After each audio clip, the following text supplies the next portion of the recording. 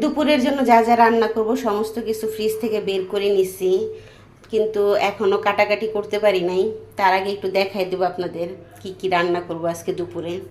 তো এখানে হলো কিছু ডাঁটা শাক আছে, গতকাল বিয়ের বাবা হলো ডাঁটা শাকগুলো নিয়ে আসছিল, তো আমি হলো বেছে রেখে দিছি। আর শাকগুলো না একদম সুন্দর আর কি, তাজা, বাট একটু শক্ত শক্ত টাইপের। মানে আমার মনে হয় অতিরিক্ত সার দেওয়ার কারণে শাকগুলো একটু শক্ত শক্ত হয়ে গেছে। আচ্ছা, এই শাকগুলো হলো ভাজি করব, ডাঁটা শাক। আর এইখানে হলো করলা নিয়ে নিছি, করলাটা আমার জন্য ভাজি করব। করলা ভাজি খেতে ইচ্ছা করতেছে। আর এখানে কাঁচকলা নিয়ে নিছি, কাঁচকলাটা আমি কাটবো, এখনও কাটি নাই। কাঁচকলা দিয়ে ইলিশ মাছ দিয়ে রান্না করব। তো ফ্রিজ থেকে ইলিশ মাছটা বের করে রাখছি অনেকক্ষণ আগেই, পানিতে ভিজায় রাখছি। তো মাছটাও কাটবো, মাছটা কেটে তারপরে কাঁচকলা কেটে কাঁচকলা দিয়ে ইলিশ মাছের ঝোল হবে আজকে। এই হলো রান্না বান্না।